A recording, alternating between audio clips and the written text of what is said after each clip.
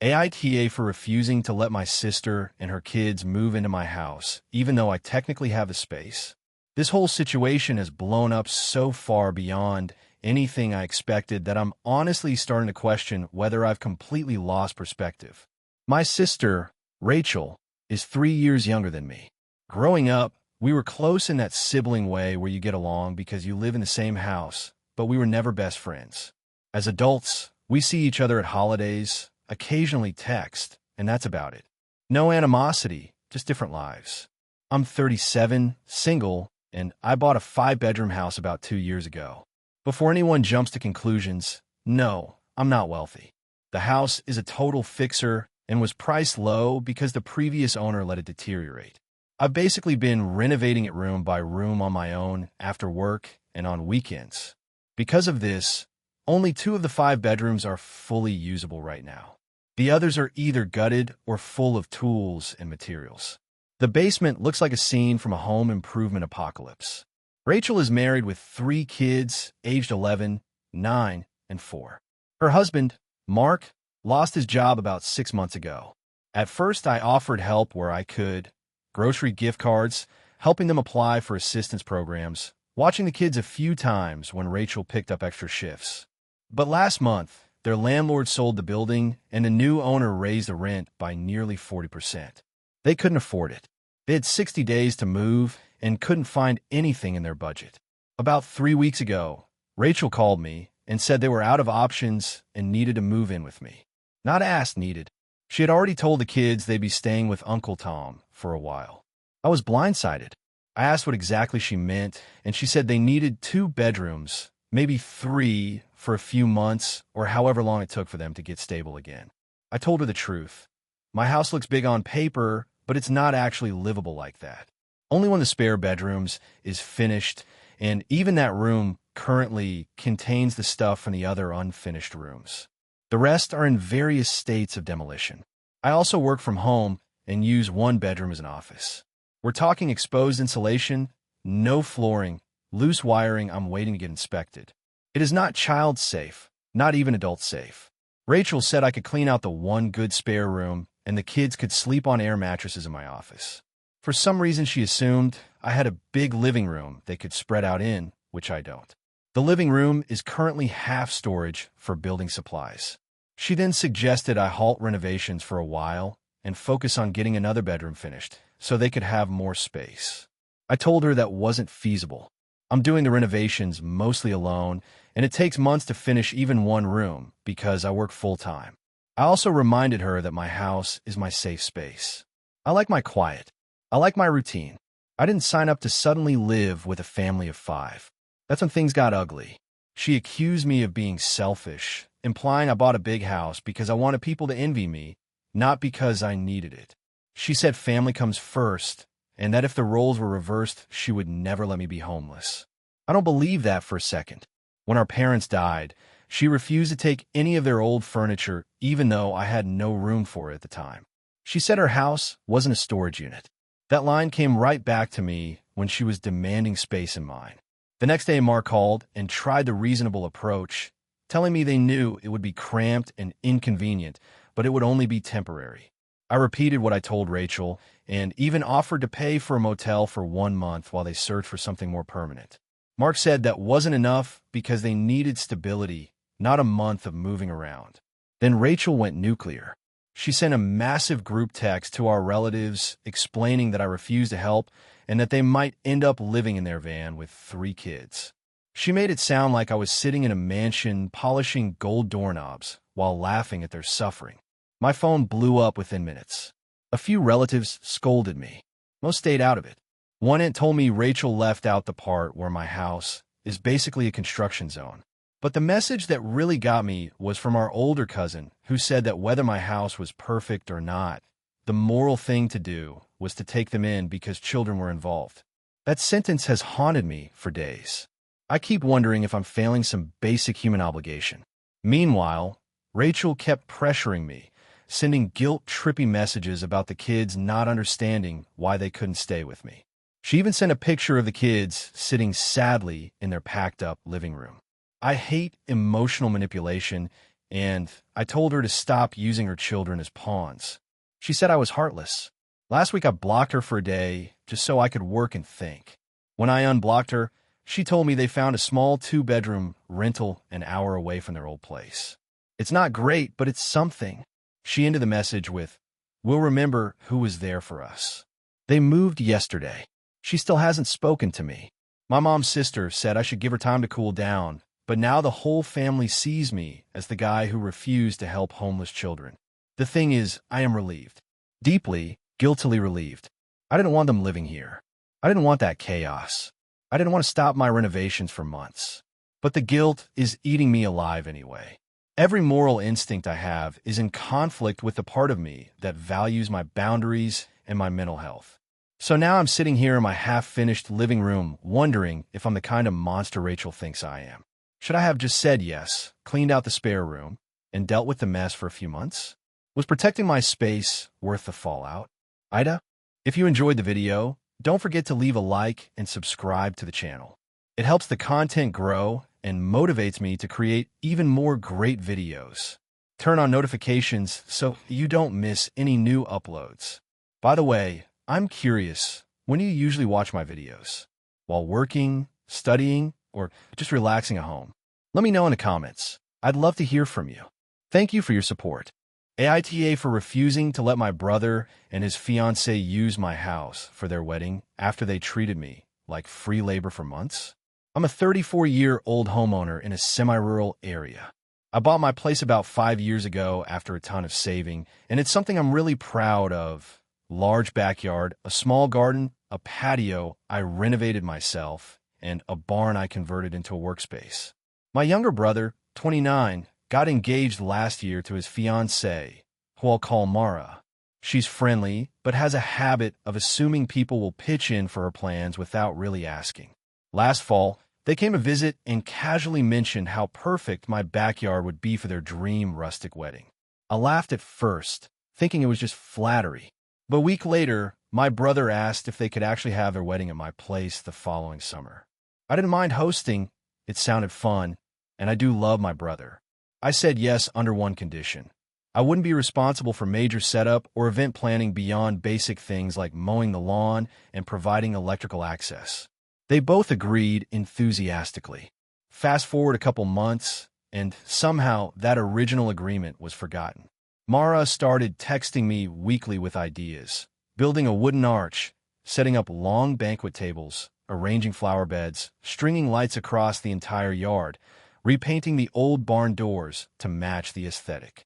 All of this was phrased as if I had already agreed.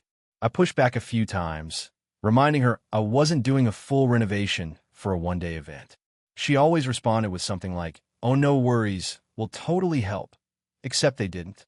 By early spring, I realized they were expecting me to handle everything on my own.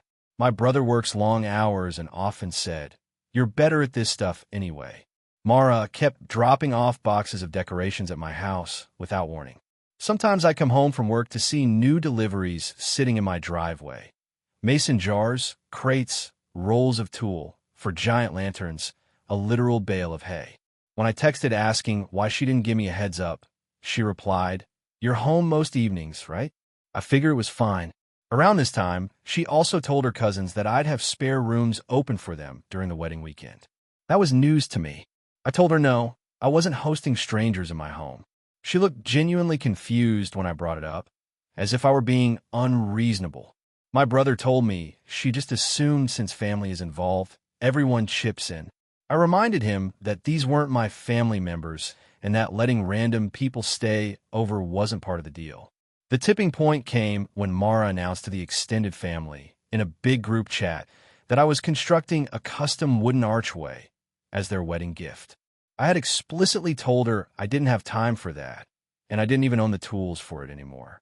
She sent a picture of something straight out of Pinterest, curved beams, floral shelves, even a little bench attached. Everyone started praising me for being so talented and generous. I messaged privately to correct her, and she said, "Well, it's already kind of announced, so could you just make something simpler? You're handy. I believe in you." At this point, I was beyond annoyed. My yard was cluttered with her decor, my weekends were disappearing, and every conversation with them revolved around what I was supposed to take care of.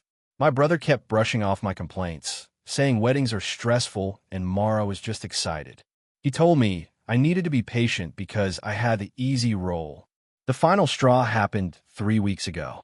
I came home to find Mara and 2 of her friends in my backyard.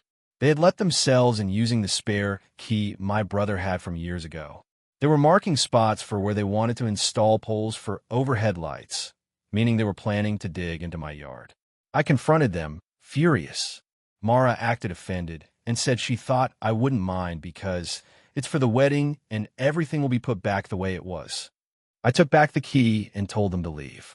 That night, after cooling off, I called my brother and told him I could no longer host the wedding.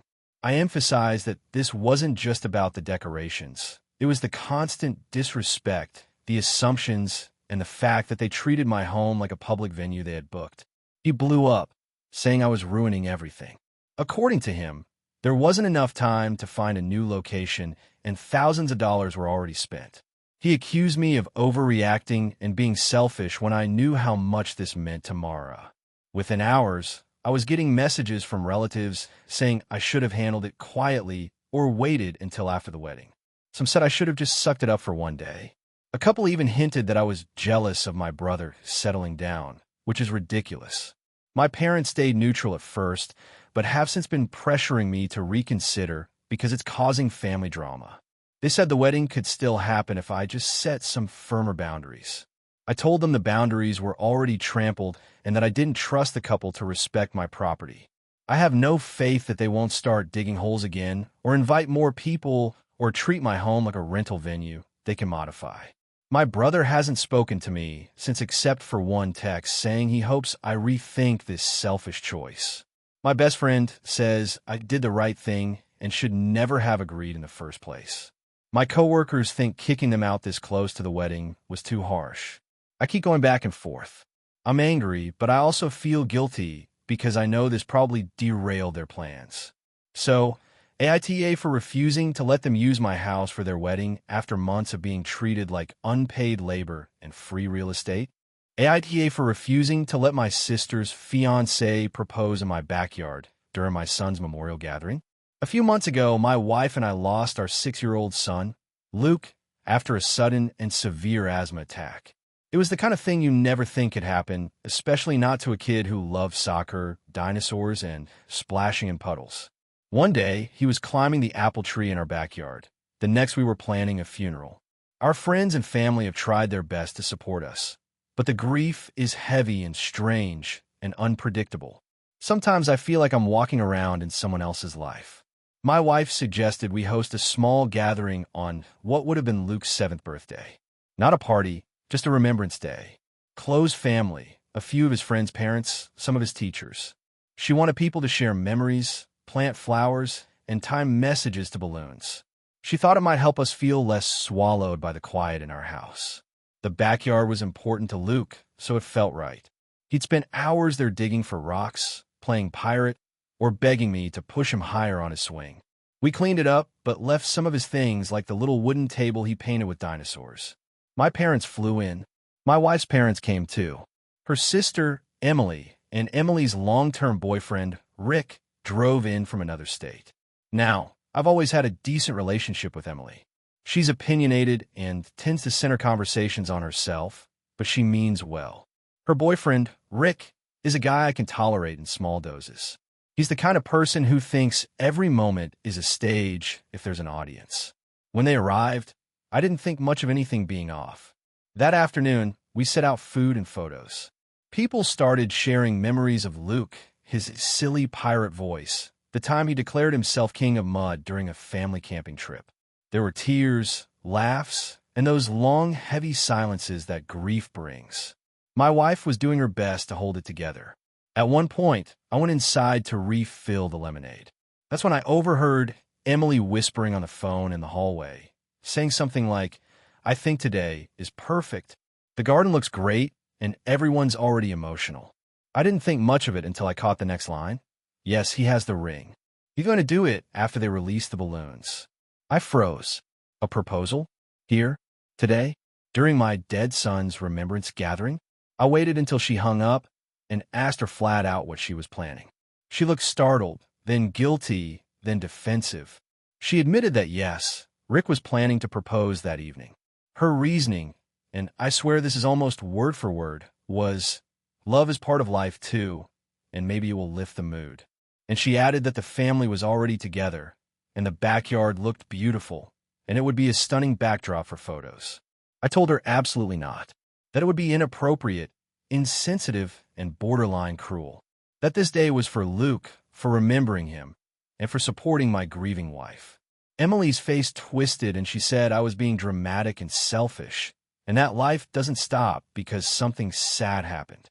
That maybe my wife needed something happy to focus on. I told her if she brought it up to my wife, I would ask both her and Rick to leave. She stormed off. 5 minutes later, Rick approached me acting like he was the world's biggest victim. He started with, "Dude, hear me out," which already told me everything I needed to know about how this conversation would go. He said Emily had been dreaming of a proposal surrounded by family, and I was ruining the moment. It wasn't fair that my grief meant everyone else had to tiptoe around their happiness. I told him he could propose the next day, the next week, the next month, just not today. Not here. And definitely not while we were tying messages to balloons to send to our dead child. He rolled his eyes at that. Actually rolled his eyes and said something like, "You're letting this grief control everything." People move on. I saw red.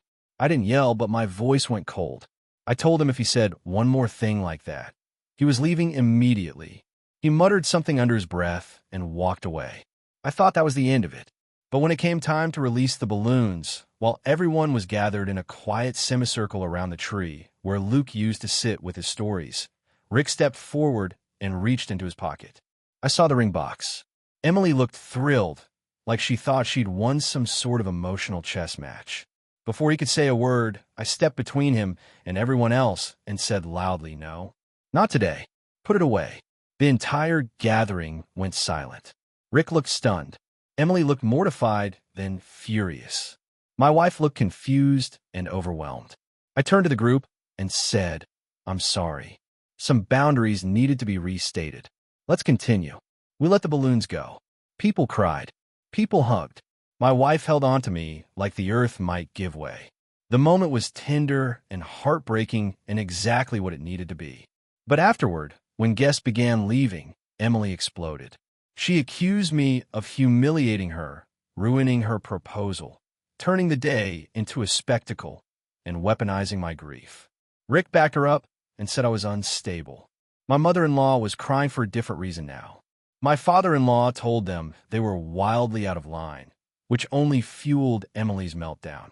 They left early, shrilly announcing that they might skip Christmas, that they didn't feel welcome in a family where grief was used to control people. My wife apologized to me for their behavior, though she didn't need to. She later admitted she felt nauseous when she realized what had almost happened. Since then, Emily has sent long messages about how I ruined her perfect moment and need therapy. Rick sent one brief message telling me I owed Emily a sincere apology. I haven't replied. My wife says I didn't do anything wrong, but part of me wonders if stepping in so publicly was too much. Maybe I should have pulled him aside, or waited until after the balloons, or something else. But the idea of my son's memorial being permanently tied to someone else's engagement makes me feel sick. So AITA? AITA for refusing to let my brother's family stay with me after he basically treated my house like a hotel the last time. A few years ago, I bought a small 3-bedroom house. It's nothing fancy, but it's mine, and I've put a lot of effort into making it feel comfortable. My younger brother, who has always had a bit of a chaotic streak, has bounced between jobs and apartments for most of his adult life.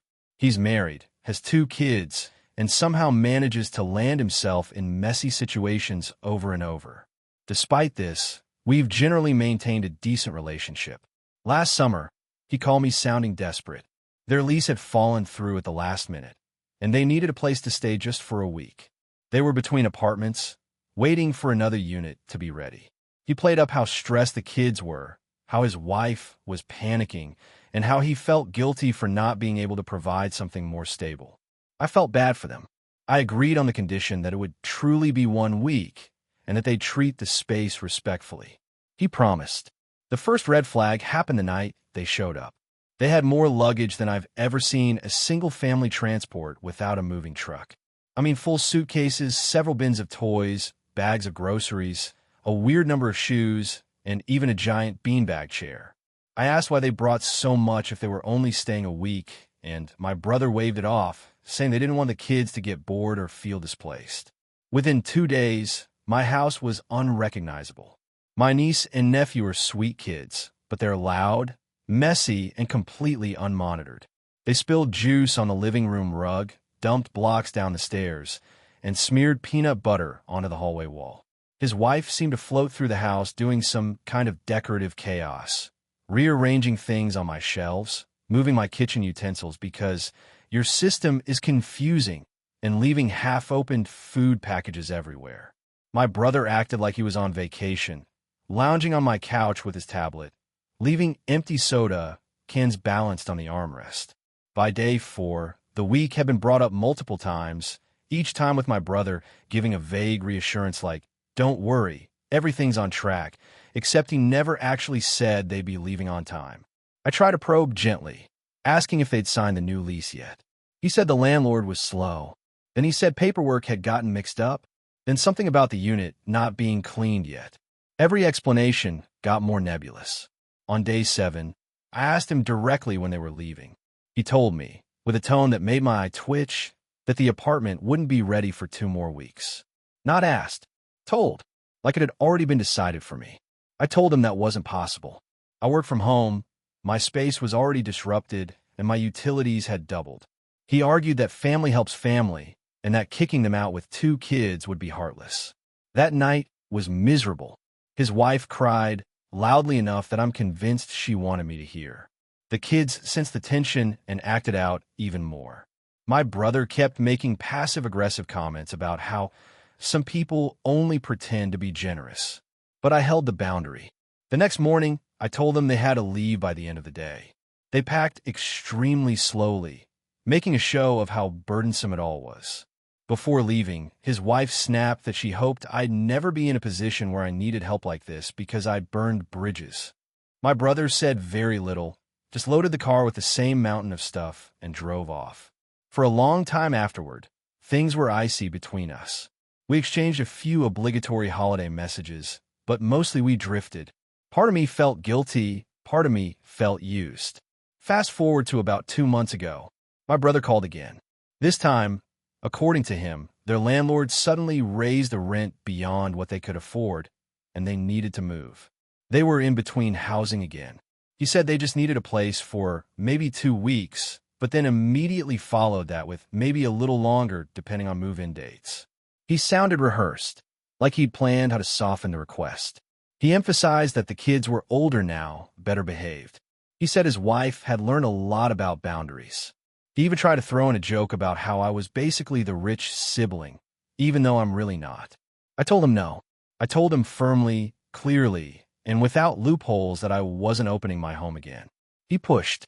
He tried guilt. He tried nostalgia. He reminded me of the time he helped me move a decade ago. He told me his kids missed me. When none of that worked, he got upset, saying I was being vindictive and childish for holding a grudge over a misunderstanding. I told him the misunderstanding was that he thought he could treat my house however he wanted and then expect it again. He called our mom. She called me. According to her, I'm being cold and unforgiving. She said family is supposed to help no matter what, and that turning my back on them is cruel. I reminded her that she refused to let them stay with her the last time because she can't handle noise. She claims that's different because her house is smaller and because I'm more stable. My brother's wife also messaged me a long paragraph about how stressful moving is for children and how she hoped I could find empathy. According to her, I'm punishing their kids for things that weren't their fault. I've stuck to my no, but the backlash from the family has been intense. My dad is neutral, but thinks I should consider compromising. My mom is furious. My brother hasn't spoken to me in weeks. The only ones on my side are a few friends who remember how drained I was last time. I keep replaying the whole situation in my head. I don't hate my brother. I don't want his kids to suffer. But I also refuse to go through the chaos, disrespect, and manipulation again. I worked too hard for my home to turn it into a revolving door. Still, every time I tell someone new about it, I start overthinking. Maybe I'm being too rigid. Maybe families are supposed to step up even when it's inconvenient. Maybe I'm letting frustration from the past taint the present. Maybe I should have found a middle ground, like offering money for a motel. Maybe I'm missing something big. So, AITA for refusing to let them stay again? AITA for refusing to give my sister my wedding venue, even though she's pregnant, and now half my family won't talk to me? I'm 28 and getting married in 4 months. My fiancé and I booked our venue almost 2 years ago. It is perfect for us, a historic greenhouse on the property of a local botanical garden with a glass ceiling, string lights, and a small lake beside it. It's not huge, but we're having a relatively intimate wedding of about 80 people, so it works perfectly. We fell in love with it the moment we stepped inside. It was also one of the last big wedding expenses we could afford before prices skyrocketed. My younger sister, 25, has always had a flair for drama. Growing up, she was the child who turned everything into either the biggest crisis or the biggest celebration. She and my mom are extremely close. I wouldn't say I'm not close with them, but I definitely grew up more independent. 6 weeks ago, my sister announced she was pregnant. It was not planned, and she and her boyfriend had only been together for about 6 months, but everyone pretended this was the happiest surprise imaginable. I truly was happy for her, though I was worried because she tends to jump into things without thinking, and this felt like another example. But I didn't say anything negative. The problem started when she called me out of nowhere one morning and told me that she and her boyfriend had decided they want to get married before the baby comes. Fine, congratulations. But then she added, very casually, that she wanted to use my wedding venue. At first, I thought she meant after my wedding. I told her the venue does book far in advance, so she might have trouble securing a date. She said I wasn't understanding her. They wanted to get married in 2 months in my venue, using my reservation, meaning she expected me to give up my book date and find somewhere else. I laughed, thinking it was some kind of joke, but she was dead serious. She said that because she was pregnant and wanted to have a beautiful ceremony before she started showing more, it made more sense for me to postpone my wedding since mine was still months away. She insisted that as sisters we should support each other through major life moments. I told her absolutely not. That venue was something my fiancé and I saved for, planned around, and emotionally invested in for nearly 2 years. There was no way I was giving up the date and scrambling to find a new venue 4 months before the wedding. She burst into tears, saying I was selfish and that I didn't understand how stressful pregnancy was. I told her I understood that pregnancy was hard, but that didn't mean she got to commandeer my wedding. She hung up on me. A few hours later, my mom called demanding to know why I was causing drama. She said my sister's situation was delicate and that I should be stepping up. I reminded her that it was my wedding and I had every right to keep my own venue.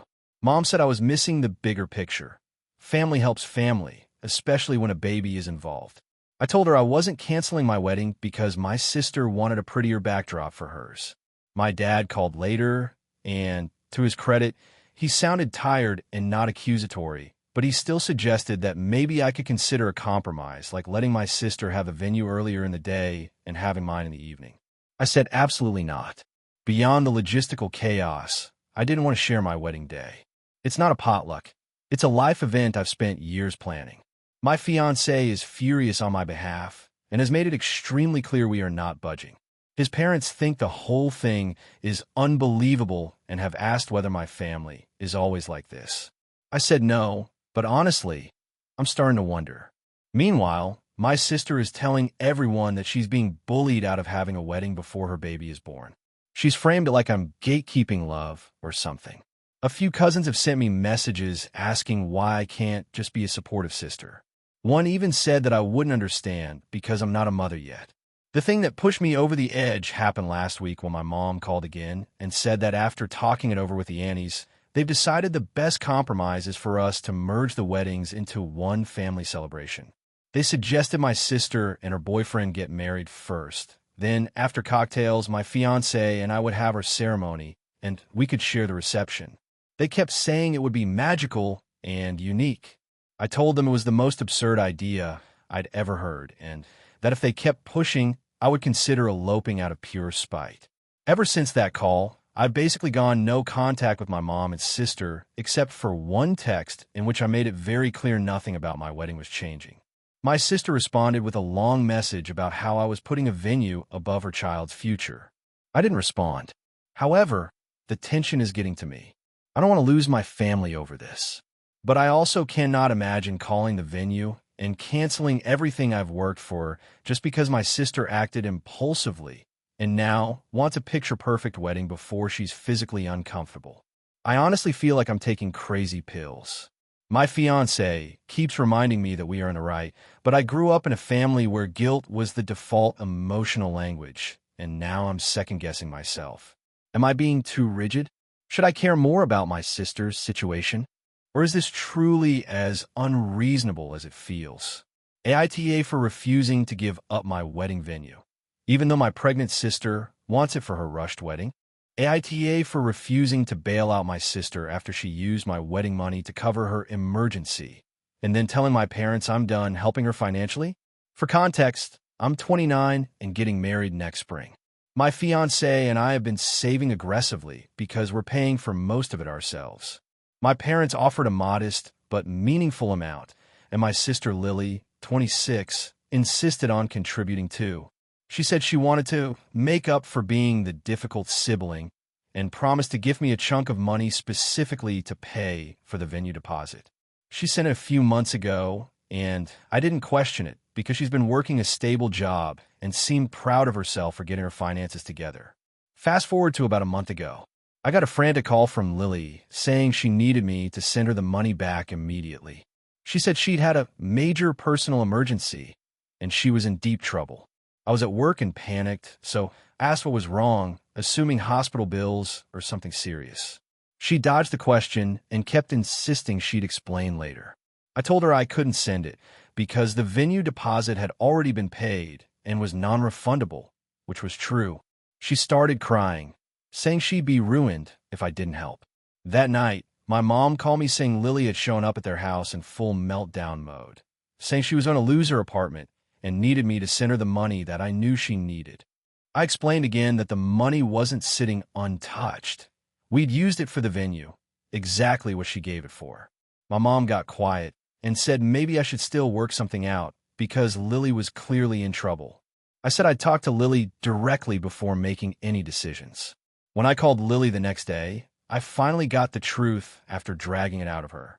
The emergency was that she'd taken out a sketchy personal loan to buy her boyfriend, a guy she's been dating for 5 months and breaks up with every other week, a used motorcycle as a surprise gift. Somehow she misunderstood the agreement and ended up with payments twice as high as she expected. When she couldn't afford them, she panicked, missed 2 payments, and the lender was now threatening repossession and late fees. She said if the bike got taken, she'd look like an idiot, and her boyfriend would break up with her for good. I had to sit there in silence for a good 20 seconds. I asked why on earth she bought a motorcycle in the first place.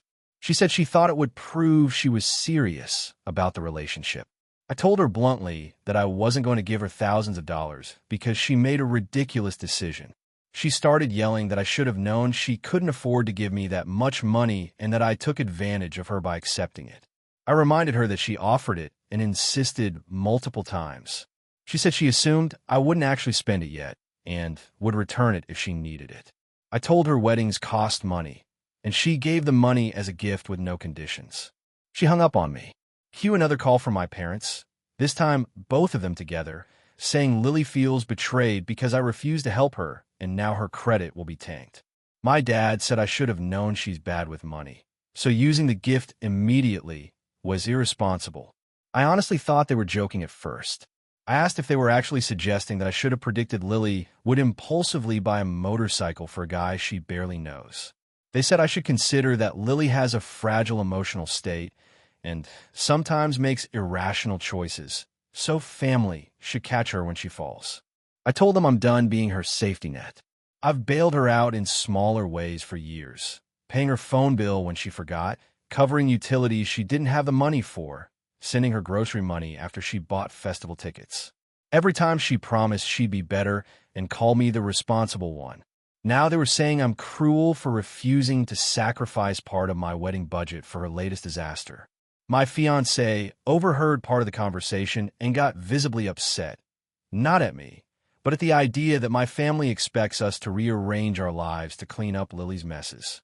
He said he's tired of watching me get guilt-tripped and thinks we need to set a firm boundary now before it gets worse.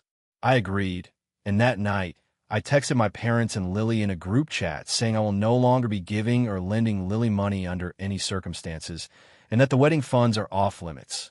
I said I love her, but I won't enable her decisions anymore. This caused a nuclear-level explosion. My parents accused me of being heartless. Lily posted vague stuff online about family choosing money over love. One of my aunts called to say I should just give her a little to get back on her feet, feeding into the assumption that I'm hoarding the money out of spite rather than using it for actual wedding expenses. Meanwhile, my fiancé's family is horrified by the whole situation and keeps offering to cover any financial gap, which makes me feel guilty even though I know they mean well. The thing is, I genuinely do feel bad that Lily is drowning in this mess. She clearly has issues with impulsivity and validation that she hasn't addressed. But I'm also exhausted. I've spent years being the fallback plan for her mistakes while being told I'm so mature and so stable that I can deal with it. This time, the consequences are bigger, and everyone is acting like that means I should step up even more, not less. Now half my family thinks I'm punishing her for being less successful and less stable, and some relatives are making comments about how weddings are just one day, while family is forever. I know that in theory, but I also know that if I give in now, Lily will keep coming back every time she sets her own life on fire. So here I am, wondering if I've completely misread the situation. Is my boundary actually cruel? Am I supposed to sacrifice something important to me because she made a wildly irresponsible decision? Or am I just fed up and finally saying what I should have said years ago? AITA for refusing to bail her out and telling my family I'm done helping her financially? AITA for refusing to help my sister hide her emotional support affair partner from her husband even though she says I've ruined her entire life? For context, I'm 32 and my sister, Dana, is 35. She's always been dramatic, emotional, and overly convinced that the world is conspiring against her. Growing up, she'd cry if someone looked at her the wrong way, and then she'd get mad at me for not defending her strongly enough. I learned early that every disagreement became a grand betrayal in her eyes. Dana married her husband, Mark, 10 years ago. Honestly, Mark is one of the calmest, most patient people I've ever met. He's the sort of person who can sit through a malfunctioning printer or a screaming toddler and just sigh gently. I have never seen him raise his voice, even when he probably should have. The rest of our family adores him because he balances out Dana's enthusiastic energy. About a year ago, Dana started complaining about feeling lonely even though Mark works from home and spends tons of time with her. She claimed he didn't understand her emotionally and that she felt understimulated intellectually, which was wild because Mark is basically a walking encyclopedia. Then she started taking these creative expression workshops, which turned out to be a weird mix of journaling, interpretive dance, and amateur photography. I thought it was harmless. But a few months ago, she let slip that she met someone there. She insisted it wasn't cheating because they never kissed or had sex. Instead, she said they were soul intimate and emotionally fused. Apparently, this guy, Kyle, listens to her spirit language, whatever that means. She said Mark couldn't possibly be hurt because nothing physical happened and that emotional intimacy isn't real cheating unless you believe in outdated relationship models. Things escalated when she started using me as her built-in cover system. She'd tell Mark she was hanging out with me when she was actually with Kyle, sitting in parks reading poetry to each other, or driving to the beach to feel the moon energy together.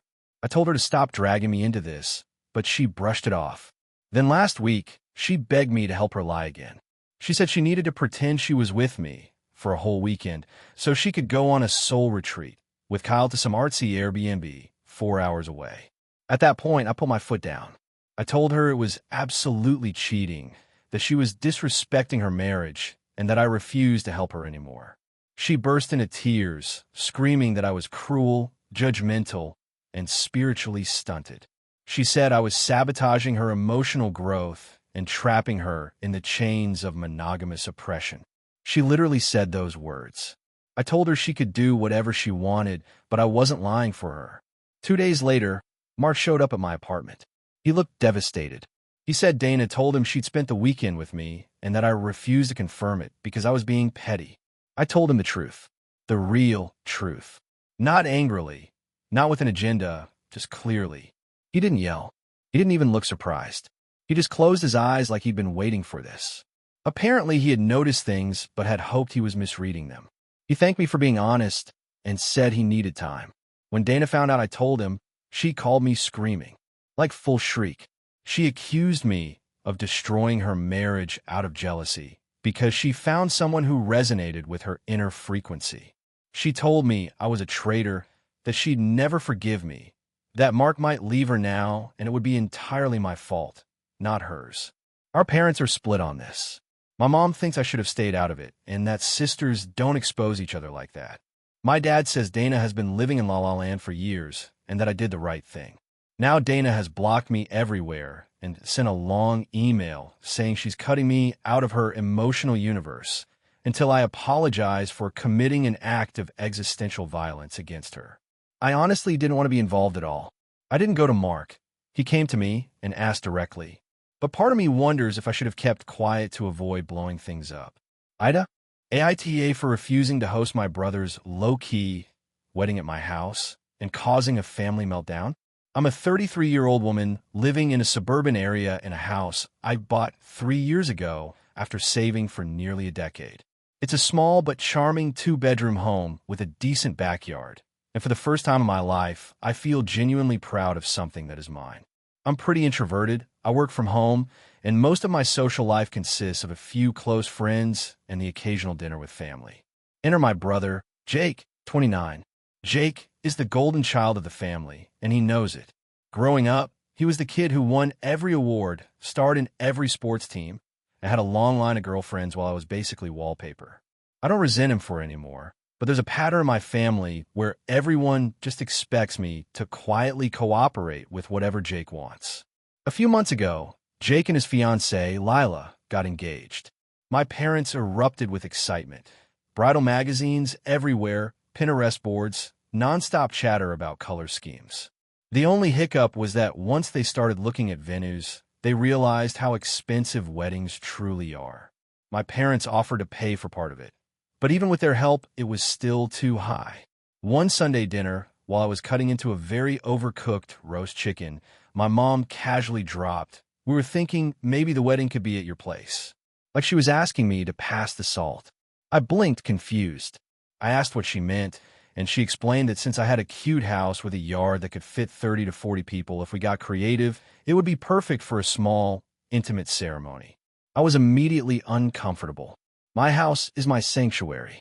I've spent years making it exactly the way I want. The idea of 40 people trampling around, using my bathroom, rearranging furniture, spilling drinks, leaving trash, or causing damage made my anxiety skyrocket. Not to mention, my yard isn't designed for events. It's uneven, there are patchy areas of grass, and my fence is currently being repaired. Plus, hosting a wedding is not just opening your door. It's logistics, cleanup, noise, liability, and a whole lot of stress. I calmly said that I didn't think my house was a good fit. My mom immediately frowned. Jake said, "Come on, it'll be super chill, like backyard barbecue vibes." Lila chimed in, saying she didn't care about aesthetics and that it would save them thousands. Everyone looked at me like I was being difficult for no reason.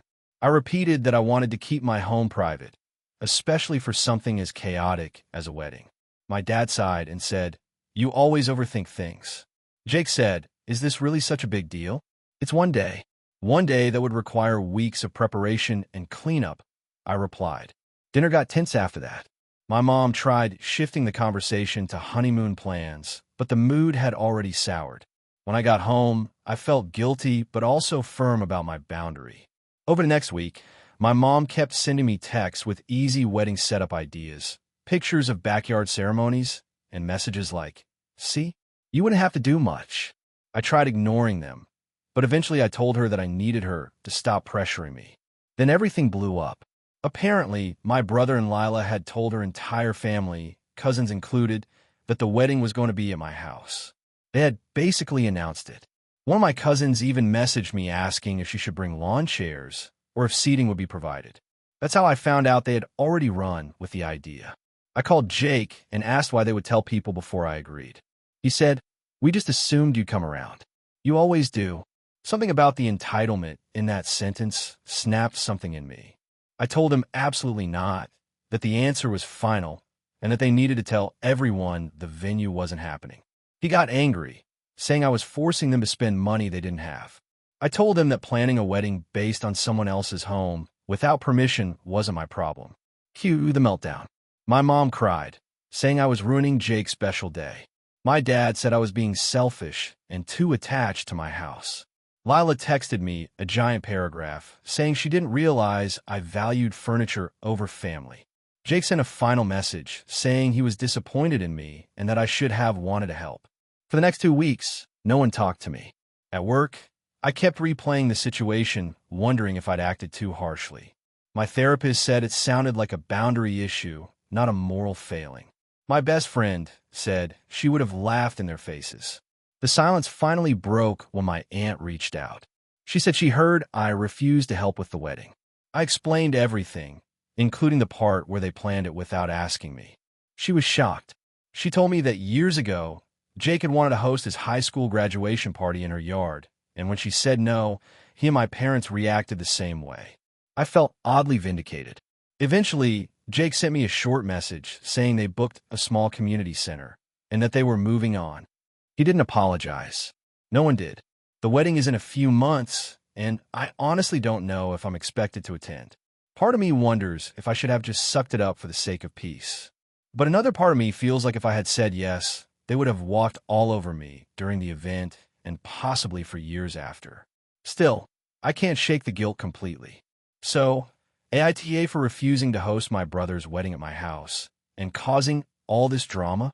Hey friends, if you enjoy this content, don't forget to like the video and share your thoughts in the comments. We really want to know what you like and what can be improved. What do you think of the video? Are there any topics you'd like to see in future videos? Your feedback really helps us get better. Thanks for being with us.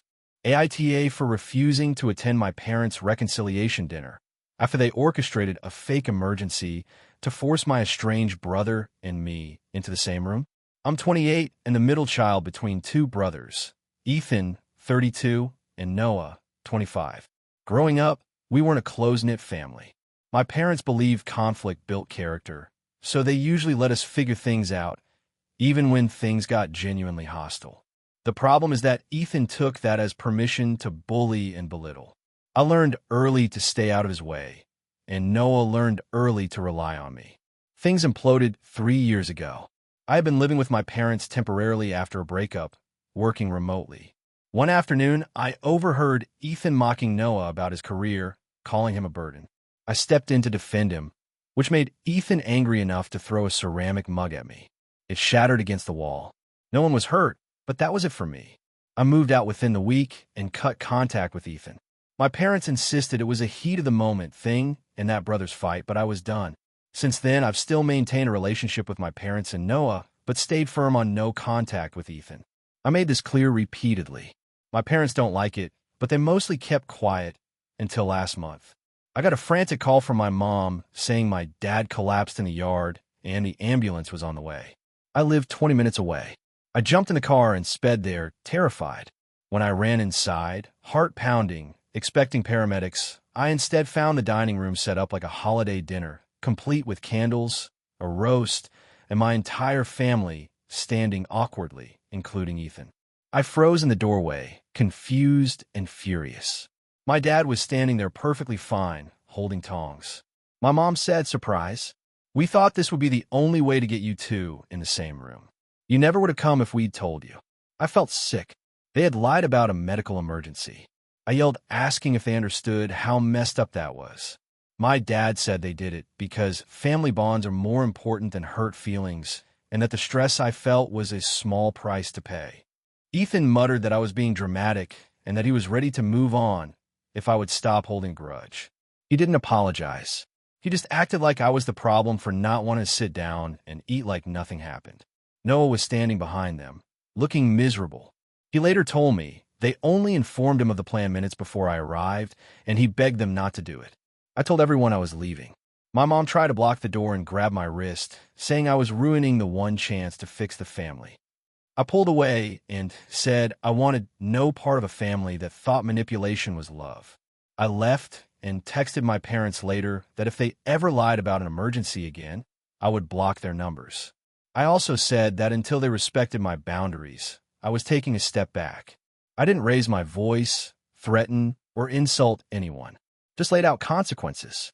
My parents blew up my phone, saying I humiliated them and overreacted. My dad said he's not getting any younger and that I'm wasting precious time. My mom told me I was being cruel to refuse a peace offering. Ethan texted once, saying grow up. I ignored them for a week except to check on Noah. He said the house had been tense and that my parents kept insisting they only did what they had to. Noah thinks they were wrong, but also thinks maybe I could have stayed long enough to talk. I told him he's allowed to feel differently, but I'm not sacrificing my mental health for their theatrics. My parents are now involving extended family, telling everyone they tried to heal the family, and I stormed off. My aunt called me crying, saying Dad thought he was having a real heart attack earlier this year, and that I should cherish the time I have.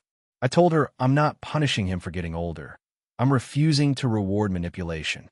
What's bothering me is that, deep down, I do miss the idea of having a functional family. I don't like being the one who walks away. But I also know the panic I felt racing to their house wasn't something I can just shrug off. That wasn't a misunderstanding or a communication issue. That was emotional baiting. My parents insist they were desperate, and that desperate people do desperate things. They argue that since no one was physically hurt, I should forgive and move on for the sake of the family. I feel like they're minimizing the emotional harm because it inconveniences them to acknowledge it. Now I'm stuck feeling guilty for not giving them the reconciliation they wanted, even though the way they went about it felt like a trap. And I keep wondering if maybe I should have handled it differently. Was walking out the right move? Was threatening boundaries too harsh? Am I being stubborn for not giving them another chance? So, AITA for refusing to attend my parents' attempted reconciliation dinner and stepping back after they faked an emergency to get me there?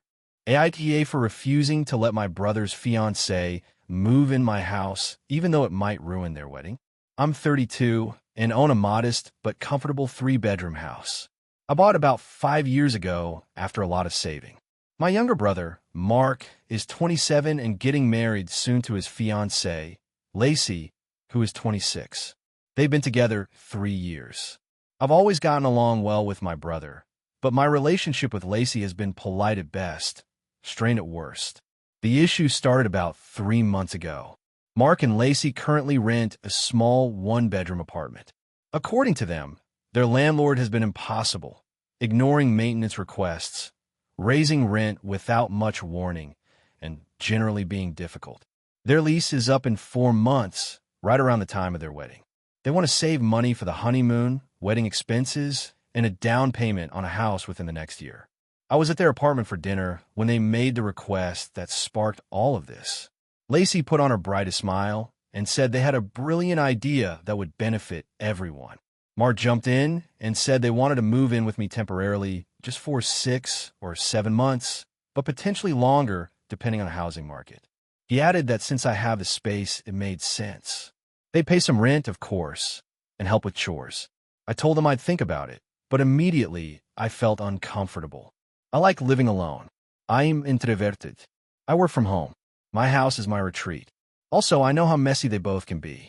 I've seen their apartment. Dishes stacked, laundry everywhere, weird smells, takeout containers piled on the counter. I don't judge them for living how they want, but I don't want it in my home. I slept on it, and the next day, I texted Mark saying I didn't think it was a good idea. I try to be gentle. I said I value my privacy and routine. I said I love them both, but living together could strain our relationship. I said I couldn't take on that kind of disruption, especially for that long. He responded with, "I'm really disappointed, man. I thought family supports each other." I reiterated my reasons. He didn't reply after that. A few days later, my parents invited me over for dinner. The moment I walked in, I could tell something was off. My mom was tense, and my dad was unusually quiet.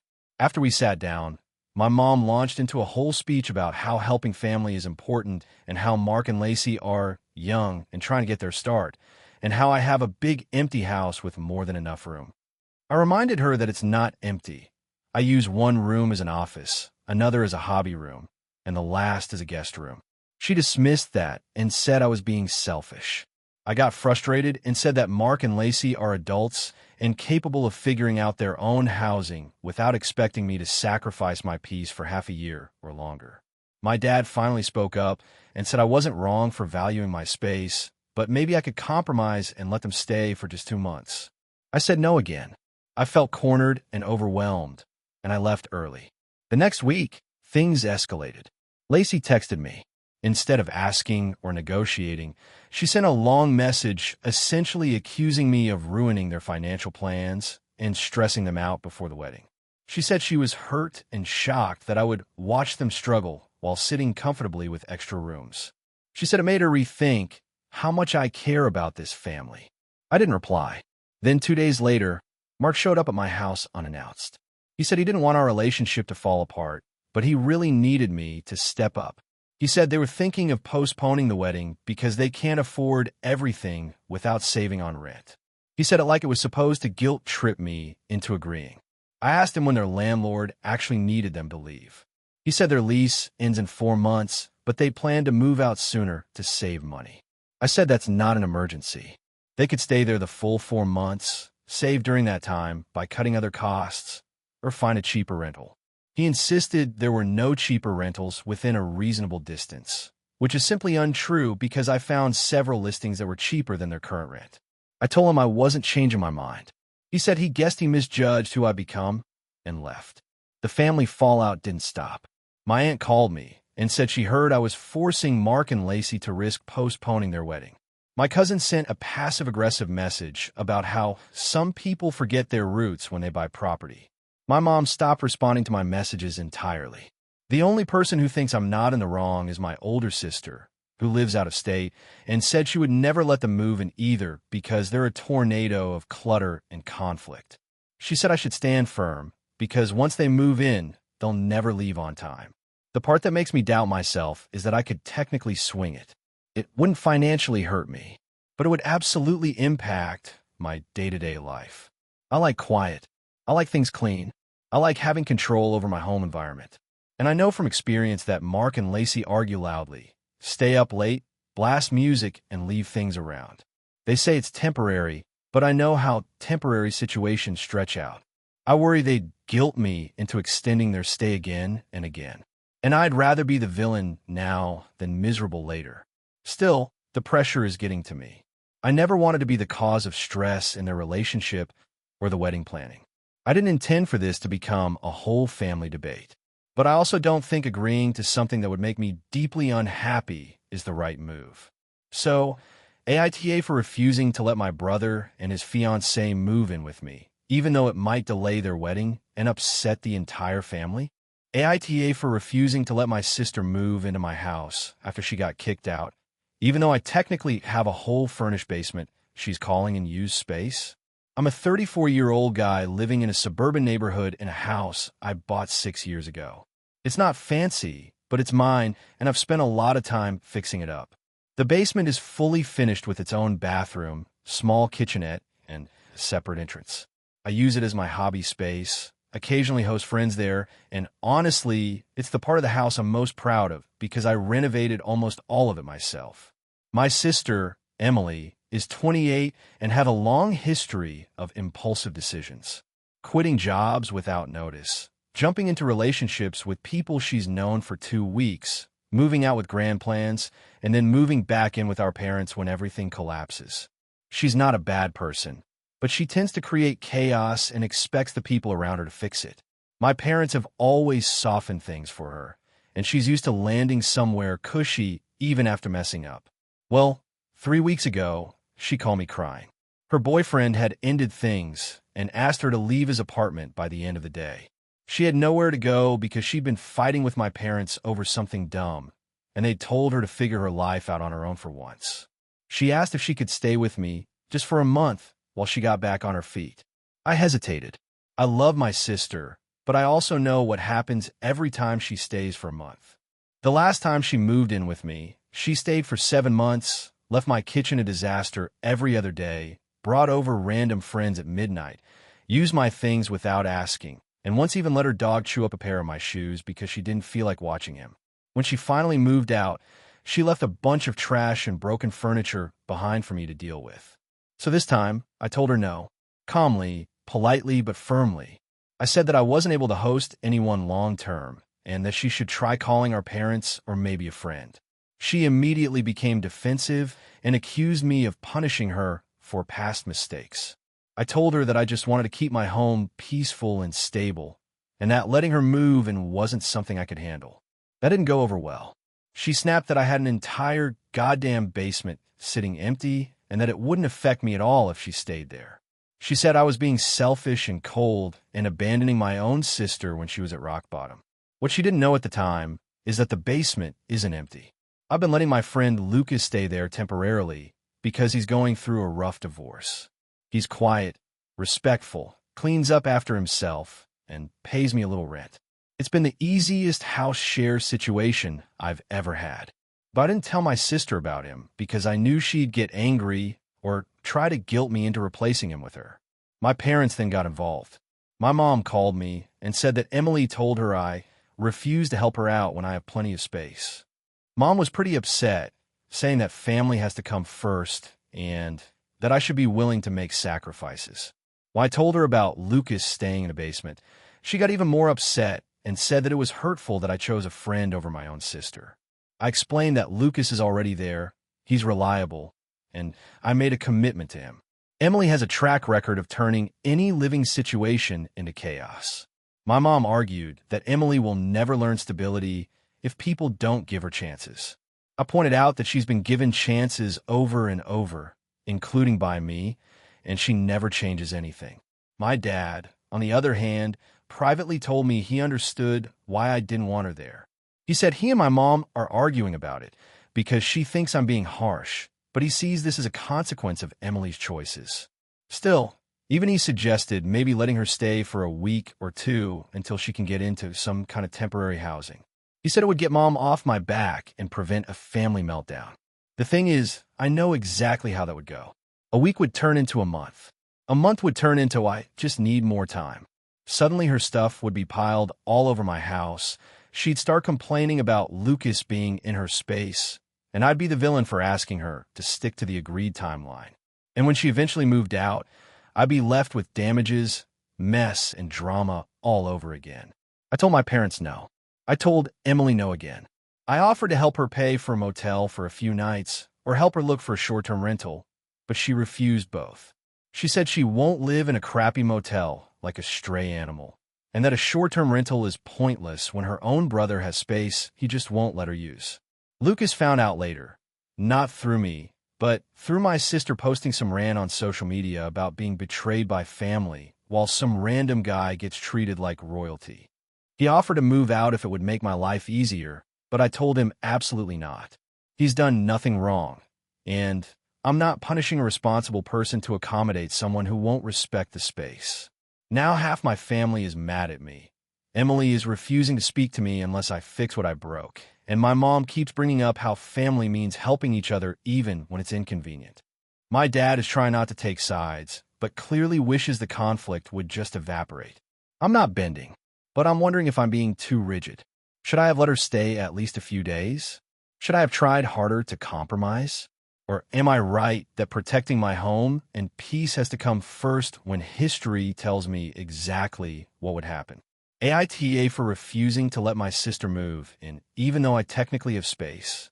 AITA for refusing to let my sister move into my house after she sabotaged my wedding and now says she's owed a safe place to stay. I'm a 33-year-old guy and my sister, Lily, is 29. We've never been super close, mostly because Lily has always had a dramatic streak and a chronic inability to take responsibility for anything. Our childhood wasn't bad, but our parents definitely babied her. I was the responsible one, and she was the sensitive, creative, free spirit. You can probably already guess how that played out. Fast forward to last year when I was getting married to my now wife, Jenna. I loved Jenna more than anything, but Lily had a huge issue with her from the moment they met.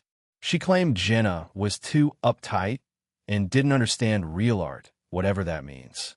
Jenna is an engineer and doesn't pretend to care about abstract performance installations involving broken umbrellas and interpretive humming. So maybe that offended Lily somehow.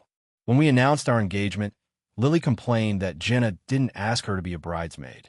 Lily and Jenna had only met a handful of times, and Jenna wanted a small bridal party. Lily insisted it was a symbolic rejection. It became a whole thing, but eventually she said she'd still come to the wedding. Big mistake. At the rehearsal dinner, Lily cornered Jenna and told her she was marrying the wrong brother and that I couldn't possibly satisfy someone like her. Jenna walked away and didn't tell me until after everything blew up. I wish I'd known because I would have at least prepared for what came next. At the actual wedding, during the reception speeches, Lily stood up, uninvited.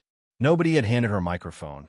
She just grabbed the one from the DJ, tapped it like she was about to perform spoken word poetry, and launched into this bizarre monologue about how love is an illusion created by capitalism and marriage is a cage. People were stunned silent. Then she pivoted and said she was so happy for her brother, even though he abandoned his dreams to become a cog in the corporate machine. I work in IT. I'm not a cog. Even cogs have more dignity than whatever that speech was. She then tried to end with a joke about how she once thought Jenna and I wouldn't last because my brother falls in love with anyone who pretends to laugh at his jokes. My jokes are fine. I stand by that. Regardless, Jenna was mortified, and I was furious. My dad dragged Lily outside, and she ended up leaving before we even cut the cake. We didn't talk for months. Jenna was willing to let it go if Lily apologized, but Lily refused, saying we were too sensitive and that her speech was performance art challenging traditional ceremonies. My personal favorite excuse was when she told me, "You should thank me." I made the moment unforgettable. Fast forward again to 2 months ago. Lily's housing situation blew up spectacularly.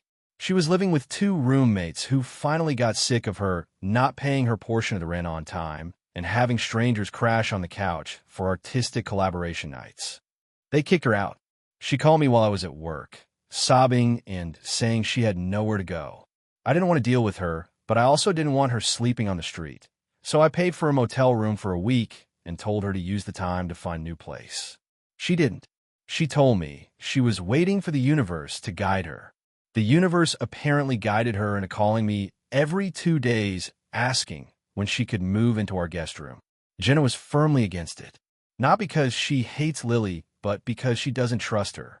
Also because last time Lily stayed with us for 2 weeks, years ago, she left incense burns on our coffee table, painted on a piece of clothing I had hanging to dry because she thought it needed color, and brought home a stray cat she swore she'd only keep for a night. It took months to get rid of the fleas. I told Lily no. She exploded and said family is supposed to help family. I told her I did help by paying for her motel. She said that didn't count because money is empty, but shelter is real. I told her she needed to take responsibility for her life, and she hung up on me. Then she called my parents and told them I'm abandoning her in her darkest hour.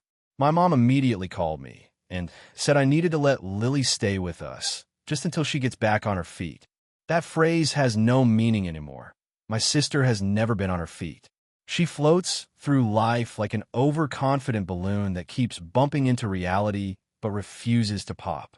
I reiterated that Jenna and I agreed she could move in. My mom said Jenna was controlling me. That pissed Jenna off to the point where she threatened to block my mom's number. My dad tried to mediate, but even he admitted Lily brought this on herself. Mom still insisted that as the older brother, it's my duty to protect Lily. 2 weeks ago, Lily showed up at my house. With bags. Without calling. She said she knew. I'd say yes once I saw her in person. She literally tried to walk inside. Jenna blocked the door. It turned into a screaming match in which Lily accused Jenna of stealing her family and poisoning me with conformity. I I told Lily she had to leave. She said if I didn't let her stay, she'd never forgive me. I said I could live with that. She left crying and has since posted vague social media posts about fake family and choosing authenticity over blood and someone being a slave to a corporate bride. People who know us know exactly who she's talking about. Now, my mom won't talk to me. My dad is disappointed, but says he understands. My sister refuses to answer my texts unless they include the words, "I'm sorry," and "you can move in." My wife feels guilty even though she did nothing wrong, and I'm so tired of this drama that I actually started questioning myself.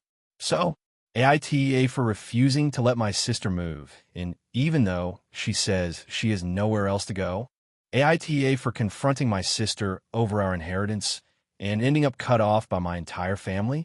I, 32F, have always had a complicated relationship with my sister, Emma, 29F, and our parents. Growing up, Emma was the golden child. She got straight A's, made the cheerleading team, and our parents always made it clear that they were extremely proud of her accomplishments. I was never bad in school, but I was more into creative things like painting and writing, which my parents didn't take as seriously. It created a kind of invisible rift between us that only widened over the years. Our parents recently passed away within 6 months of each other, both unexpectedly. I was devastated, and Emma cried a lot too, but I immediately noticed that she was already talking about what we were going to do with the estate. Our parents had a will, which I found out later Emma had been privy to before I had, and I felt blindsided when I discovered what it entailed. The estate is not enormous, but it's significant. A house, some savings, and a small vacation property that's been in our family for generations. According to the will, everything was to be divided equally between Emma and me. I thought that was fair. However, Emma had other ideas. She claimed she had taken on more responsibility, caring for our parents in their final months, while I had been living a couple of states away and only visited occasionally. She said she should get the house and the majority of the savings, and I could take the vacation property. I was shocked because she was basically trying to rewrite the will based on what she thought she deserved. I tried to reason with her. I told her that while I understood she had been more present, we both lost our parents, and that their will was explicit about equal distribution. She wouldn't listen and became defensive. She even brought up old arguments and resentment from when we were kids, saying that I had always been selfish and distant. I reminded her that she was doing the same thing now, but she just kept insisting she was doing what was fair. I reached out to my extended family for advice. My aunt suggested trying to mediate with a lawyer present. So, we met with a family attorney, and I explained everything. The lawyer told us that the will was legally binding and could not be changed without both of our consent. Emma refused to sign anything that respected the original terms. At this point, I told her that if she continued trying to manipulate the situation, I would have no choice but to enforce the will legally. That seemed to trigger something in her. She stormed out, called me greedy, and refused to speak to me. The fallout was immediate. Our cousin, who is particularly close to Emma, sent me a text saying that I was being heartless and that I was attacking my sister while she was grieving. My aunt, who had suggested mediation, also said she couldn't understand why I wasn't putting family first. Before I knew it, several relatives were taking Emma's side. It was surreal because I felt like I was the one trying to respect our parents' explicit wishes. I tried to explain my side, but no one would listen. Eventually, Emma went ahead and sold the house before I could file anything, claiming that she was protecting it from legal battles. I found out when a real estate agent called me about some paperwork. At this point, I contacted a lawyer to ensure that I could still claim my share of the sale proceeds. Emma refused to speak to me at all. When I confronted her over text, she told me she didn't want me in her life anymore and that I had ruined the family. It's been about 6 months since everything happened. Emma blocked me on all social media, and most of my relatives have stopped speaking to me. A few have reached out privately, but it's clear that my relationship with the rest of the family is irreparably damaged. I am now focused on legally securing my portion of the inheritance, but I can't shake the guilt. I never wanted to fight my sister or hurt my family, but I also don't feel like I did anything wrong. I try to follow the will and respect our parents' wishes, but it feels like everyone has turned against me for insisting on fairness. I know emotions run high when someone dies, and I tried to approach the situation calmly, but maybe I was too blunt. Or perhaps I should have just let Emma have everything to preserve the family relationships. I just don't know anymore. So, Reddit, AITA for confronting my sister and insisting on my legal share of the inheritance, even though it has caused me to be estranged from the rest of my family. AITA for refusing to attend my cousin's wedding after what happened at my own. I, 32F, have always been close to my extended family, especially my cousin, Hannah, 31F. We grew up together, went on family vacations, and even shared a lot of life milestones. I've always been the type of person who tries to avoid drama and keep things peaceful, which is why I'm feeling so conflicted right now. 3 years ago, I got married to my husband, Jason, 34M, and we had a fairly small wedding. I wanted something intimate because my parents and I have different views on celebrations, and I didn't want to deal with a giant, stressful event. I thought the people who mattered most would understand and support my choices. Unfortunately, that wasn't exactly the case. My family, especially Hannah, was vocal about being upset that the wedding wasn't the extravagant event they expected. Hannah had always been someone who liked everything to be perfect and was obsessed with appearances. I tried to let her opinion slide because I thought it was more about her personality than anything personal. I had invited her as part of the small group, but she ended up bringing 3 extra guests without telling me. When I confronted her, she said, "It's not like it matters. You're just being dramatic." The thing that really hurt, though, was at the reception.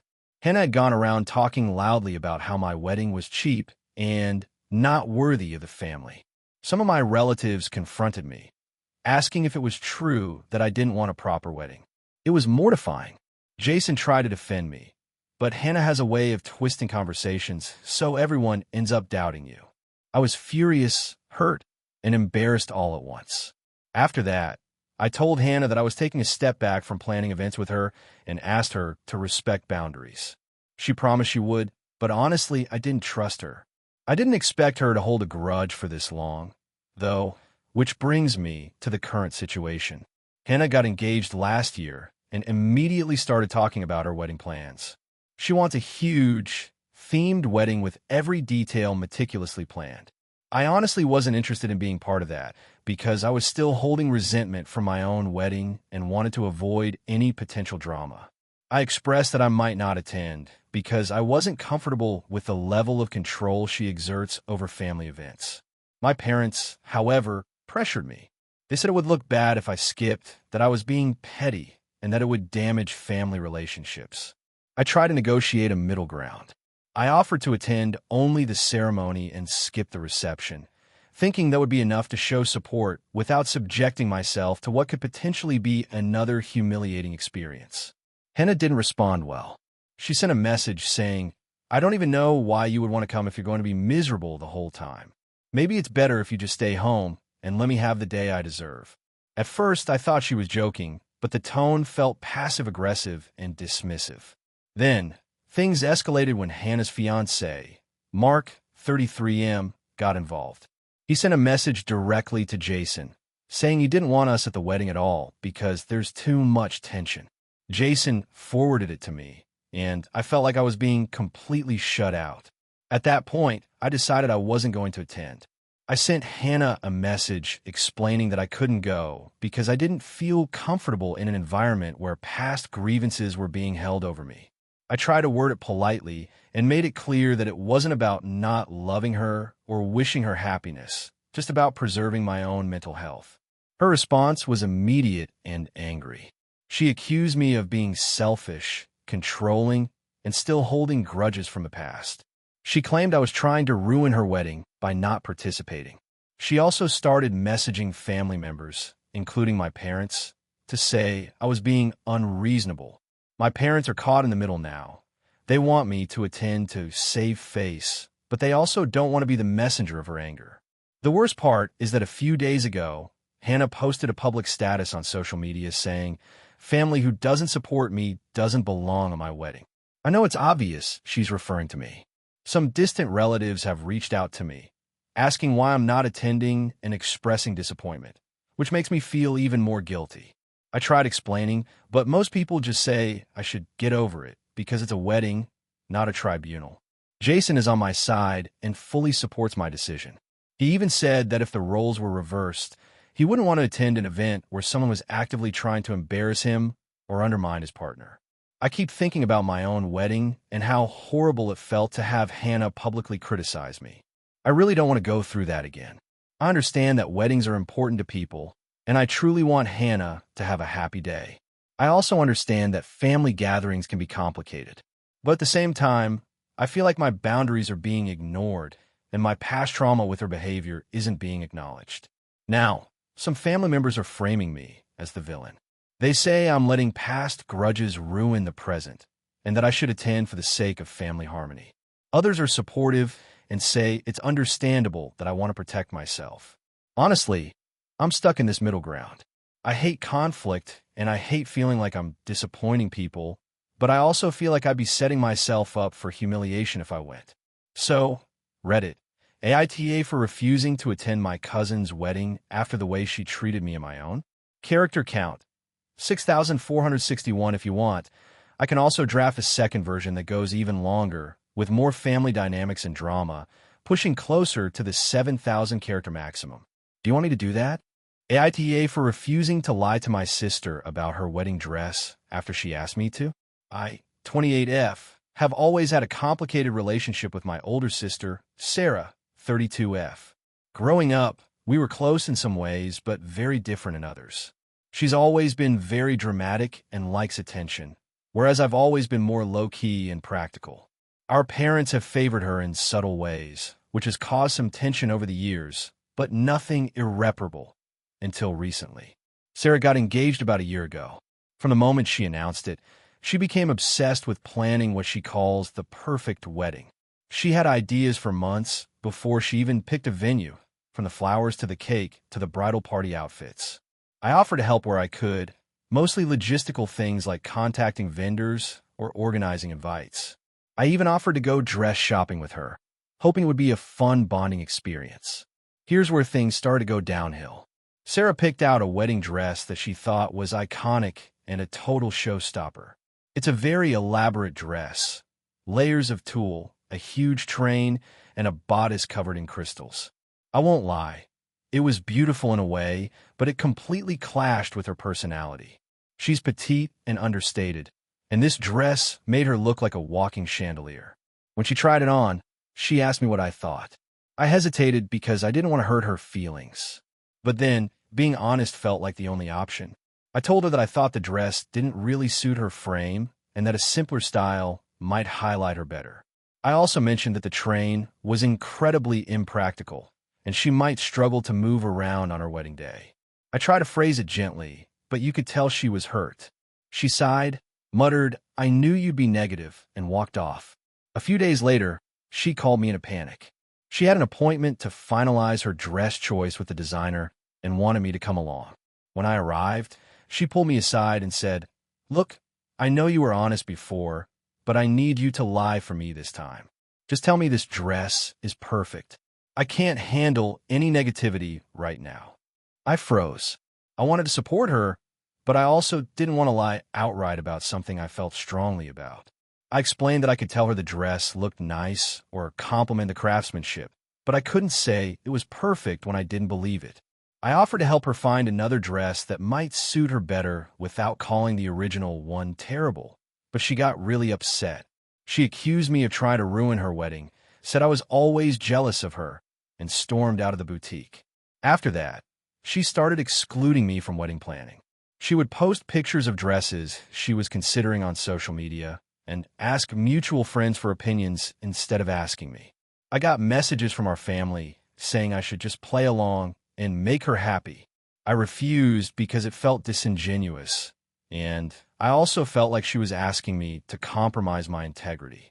The situation escalated a few weeks ago. Sarah sent me a message titled "Final Decision." She said she was picking the dress I disapproved of, and that if I couldn't support her, I shouldn't come to the wedding at all.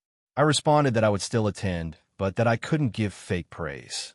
She then sent a very angry voice note calling me controlling manipulative, and someone who can't let anyone be happy. My parents are now involved. They think I should have just smiled and nodded because it's her wedding and my honesty isn't as important. They keep hinting that I'm being selfish and that I'm creating drama unnecessarily. I feel like I'm being accused of the crime of not giving an enthusiastic compliment, which seems extreme. Friends are split. Some say I should have just lied for a moment to spare her feelings. Others say I was right to be honest because agreeing with her about the dress would have been insincere. The problem is it's spiraling. I really do want to support my sister on her wedding day, but I can't help feeling like she's punishing me for being honest and not agreeing with her every whim. I don't want to create more tension, but I also feel like being pressured to lie is unfair. So Reddit. AITA for refusing to lie to my sister about her wedding dress. AITA for refusing to host my sister's wedding after she humiliated me in front of my friends. I, 32F, have always been the responsible one in my family. My sister, Liz, 29F, is, well, the more chaotic sibling. She's extremely social, outgoing, and honestly, a little dramatic at times. Despite our differences, I've always tried to support her because she's my sister and we grew up in a family where helping each other was kind of a baseline expectation. Recently, things came to a head and I can't figure out if I overreacted. Liz has been engaged to her fiancé, Matt, 31M, for about a year. They met at work and are really cute together, but Liz has this habit of dragging people into her personal drama. For example, whenever there's a minor conflict, she will vent about it publicly, sometimes with screenshots or messages, and expects everyone to side with her. I've always tried to be calm and rational, which I guess makes me the boring one in her eyes. So, last month, Liz told me she wants me to host her wedding. When I asked what she meant by host, she clarified she wanted me to manage most of the planning, coordinate with vendors, organize her bridal party, and basically handle everything day of. She said she wanted the wedding to be stress-free for her, and she trusts me more than anyone else. I've done a lot for her in the past, helped with apartment moves, lent money, planned birthday parties, but the thought of doing all this for a wedding stressed me out. I said I wasn't comfortable being the main host because I have a demanding job in my own life. I offered to help in smaller ways, like helping pick the flowers or giving advice on vendors, but I wasn't willing to be the point person. That's when things escalated. Liz looked genuinely shocked and said I was being selfish and that I didn't care about her happiness. I told her that I cared, but this was different. Planning a wedding is a huge commitment, and I already have a full-time job, a boyfriend, and my own obligations. She told me she thought she could count on me, and that I was throwing her under the bus for no reason. I tried reasoning, telling her that I could support her emotionally, help with decisions, and attend every planning meeting I could, but I couldn't take the main responsibility.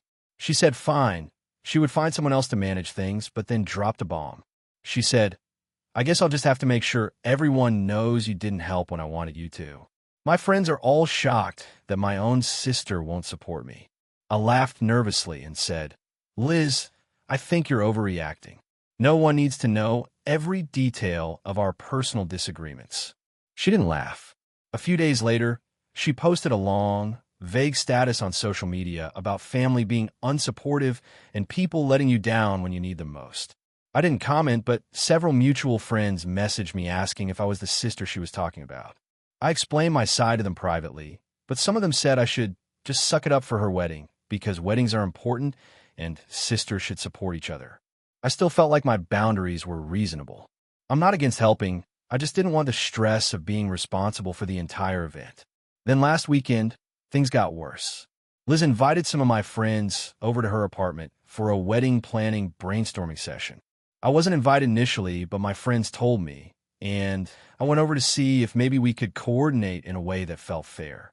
The second I arrived, Liz cornered me and started loudly listing everything I supposedly hadn't done to help her with the wedding, right in front of my friends. She said, I guess I can't count on family anymore. You'd think your own sister would be excited to host me, but apparently that's too much to ask. I tried to respond calmly, explaining that I never agreed to be the main host and that I had offered to help in other ways. She cut me off, saying that I was making excuses and embarrassing her in front of her friends, who were laughing at me awkwardly. I felt humiliated, and honestly, my face was burning. I eventually left because I couldn't handle being shouted at in front of people I cared about. After that, my friends messaged me saying that Liz's behavior was over the top and that they understood why I didn't want to take on hosting duties. But Liz, apparently, told them I was selfish and unwilling to support her wedding. So some mutual friends are now upset with me. Since then, Liz hasn't spoken to me except for passive-aggressive texts like, "Hope you're enjoying the fact that you're ruining my special day." My parents are in the middle. They understand that I didn't agree to be the host, but they're upset that our family drama has spilled over into the wedding. I feel like I've done nothing wrong, yet I'm constantly questioning myself because everyone keeps asking, "Can't you just do this one thing for her?" I am exhausted. I don't want to be the person who ruins her wedding, but I also don't want to be forced into a role that I explicitly said I wasn't comfortable with. I'm sticking to my guns and not hosting, but I don't know if I'm the asshole for refusing, especially after how publicly she's tried to shame me. So, Reddit, AITA, for refusing to host my sister's wedding after she humiliated me in front of my friends? Thank you for watching until the end. If you enjoyed this video, don't forget to like and subscribe to the channel so you won't miss new videos also. Leave a comment. I'd love to hear your thoughts. Your support and engagement mean a lot to me. See you in the next video.